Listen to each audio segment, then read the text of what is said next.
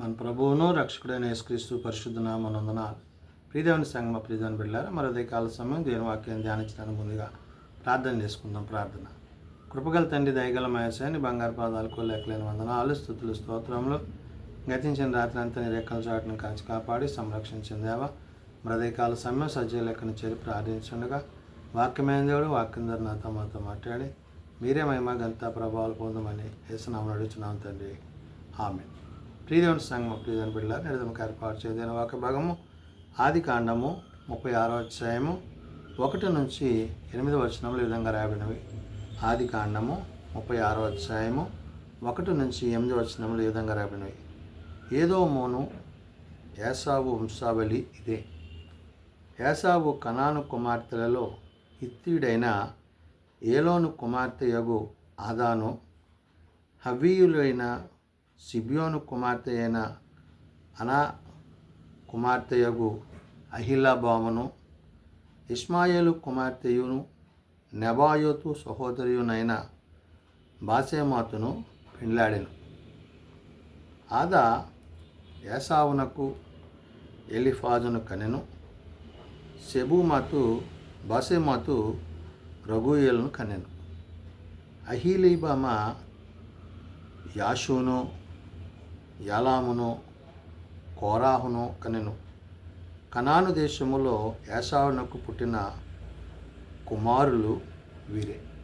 ప్రియదేవుని సంగమా ప్రియదేవుని బిడ్డలారా, ఏసావు యొక్క వంశావళిగా ఏదోమనగా ఏసావనగా ఒకటే అనే విషయాన్ని పరిశుద్ధాత్మ దేవుడు ఇక్కడ వాక్యం ద్వారా గుర్తు చేశాడు. అందుకనే ఏదోమును ఏసావు వంశావళి అనగా ఏదోమనగా ఏసావనగా ఒకరే అంటూ అతని యొక్క ఏసావు యొక్క వంశావళిగా చెప్తూ, ఏసావు కనాను హిత్తీయుడైన ఎలోమాను కుమార్తెగు ఆదాను పెళ్లి చేసుకున్నాడు. ఎవరు?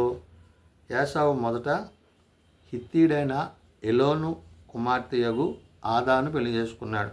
అతని భార్య పేరు ఆదాను. హవ్వీయుడైన సిబియోను కుమార్తెనైన ఆనా కుమార్తెయునగు అహిల్లాబామును. మరి రెండవదిగా హివ్వీయుడైన మరి సిబియోను కుమార్తె అయిన ఆనా కుమార్తెయగును అహిల్లాబామును రెండో భార్యగా చేసుకున్నాడు. మూడవదిగా ఇష్మాయేలు కుమార్తెయును నెబాయోతు సహోదరియునైన బాసెమాతును పెండ్లాడెను. ఈ విధంగా మరి ఏదోము అనగా యాసావు అనబడుతున్న ఇతడు ఈ 3 వివాహాలు చేసుకున్నాడు. అయితే ఆదా యాసావునకు ఎలీఫాజును కనెను. మొదటి భార్య మరి ఎలీఫాజు అనే బిడ్డనిచ్చింది. తర్వాత బాసెమాతు రగూయేలును కనెను. బాసెమాతు అనగా 3వ భార్య, అంటే 2వ భార్యకి అప్పుడు బిడ్డలు లేరు. ఈ రగూయేలును కనెను. అప్పుడు అహీలాబాము యాషూను, యలామును, కోరాహును కనెను. కనాను దేశంలో ఏసావునకు పుట్టిన కుమారులు వీరు. అంటే 3వ భార్యకి కుమారుడు పుట్టిన తర్వాత ఎవరో ఎలీఫాజుకు మొదట ఆదాను ఏసావునకు ఎలీఫాజును, తర్వాత బాసెమాతుకేమో రగూయేలు కలిగారు. అంటే మొదటి భార్యకేమో ఎలీఫాజును, రెండో భార్యకేమో రగూయేలును కలిగారు.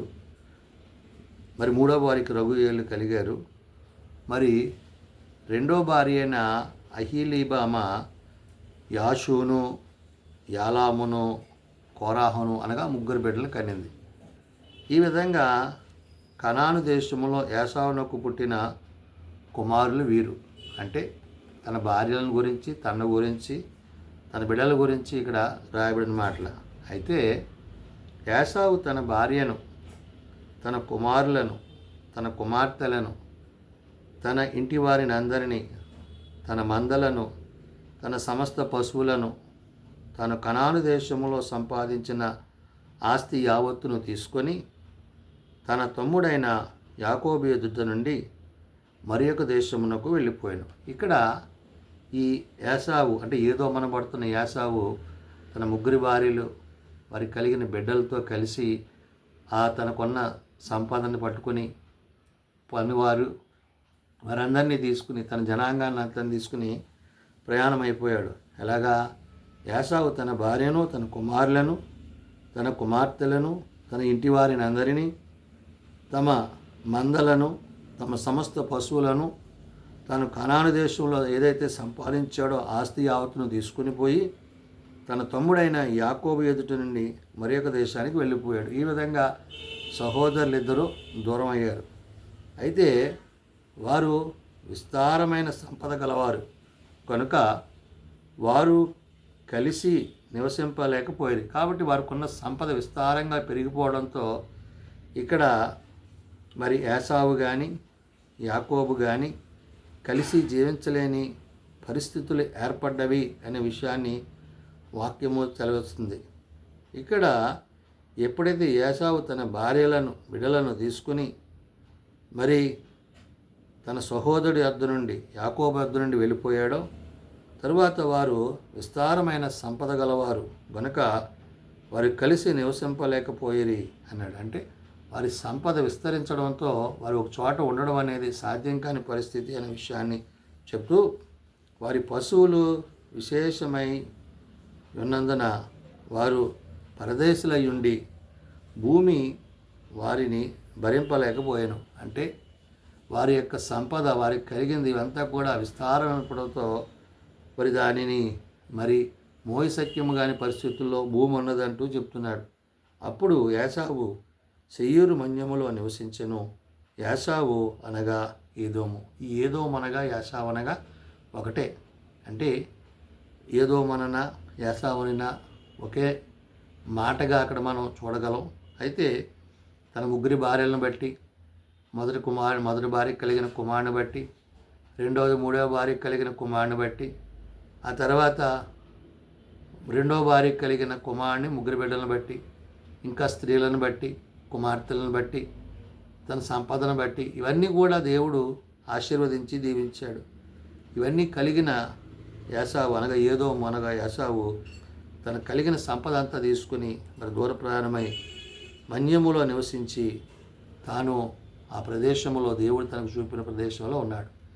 కాబట్టి బిడ్డలారా, దేవుని చిత్తాన్ని దేవుని ఉద్దేశాన్ని ఎరిగినవాడిగా గ్రహించినవాడిగా తనను తన కుటుంబాన్ని దేవుడు ఆశీర్వదించినప్పుడు తన సహోదరుని ఎదురుని తాను దూరంగా వెళ్ళి నివసించిన వాడైనాడని నేడు వాక్య భాగము తెలియజేసిన మాటలు. ప్రార్థన చేసుకుందాం. ప్రేమ నమ్మకం కలిగిన మా తండ్రి, కృప కలిగిన దేవా, దయగల మా యేసయ్య, ఉదయకాల సమయము మరి యాసావు యొక్క కుటుంబాన్ని బట్టి, తన భార్యలను బట్టి, బిడ్డలను బట్టి, తనకు కలిగిన సంపాదన బట్టి నువ్వు ఆశీర్వదించి వర్ధల చేసావు, విస్తారంగా అభివృద్ధి పరిచావు. కాబట్టి నాయన తన సహోదరుని యాకోబుతో కలిసి నివసించలేనంత విస్తారమైన సంపద వారికి కలిగి ఉంది. కాబట్టి నాయన తను ఏదో మన ప్రదేశానికి వెళ్ళి తానక్కడ నివసించిన వాడిగా మరి నిన్ను గనపరిచిన వాడిగా ఉన్నాడు. కాబట్టి నాయన నేడు మీ యందు మేమును నీ ఆశీర్వాదాలు పొందుకుంటూ, నీ దీవెనలు పొందుకుంటూ నీలో ముందు కొనసాగే స్థితి నేడు మాకును, మా బిడ్డలకు, మా కుటుంబాలకు దయచేయమని, ఎవరైతే నాయనా ఇంకా నేను ఎరుగక తెలియక నీ వాక్యమునకు దూరంగా ఉంటున్నారో అట్టి వారికి మారు మనసు పాపక్షమాపణ దయచేయమని, నిజరక్షకుడు నిజదేవుడు నిన్ను బట్టి, నీ మాటను బట్టి నీ యందు జీవించగలిగిన కృప మా అందరికీ దయచేయమని, ఏదైనా పరిచర్లతోనే ఎండమని యేసునామం నడుచున్నాం తండ్రి, ఆమేన్. పరలోకమందున్న మా తండ్రి, నీ నామం పరిశుద్ధపరచబడుగాక, నీ రాజ్యం వచ్చుగాక, నీ చిత్తం పరలోకమందు నెరవేర్చినట్లు భూమి మీద నెరవేరుగాక. మా దినాలను మాకు దయచేయము, మరి అపరాధం చేసిన వారిని మేము క్షమించిన ప్రకారం మా అపరాధములను క్షమించు, శోధనలో తేక దుష్టులను తప్పించు. రాజ్యము, శక్తి, మహిమ నిరంతరం నీవేనావు తండ్రి, ఆమేన్. మన పరమతండ్రి దేవుని ప్రేమ, ప్రభువైన యేసుక్రీస్తు కృప, ఆదరణకర్త అయిన పరిశుద్ధాత్మ సహాయము సదాతోడేండి సంరక్షించునుగాక, ఆమేన్.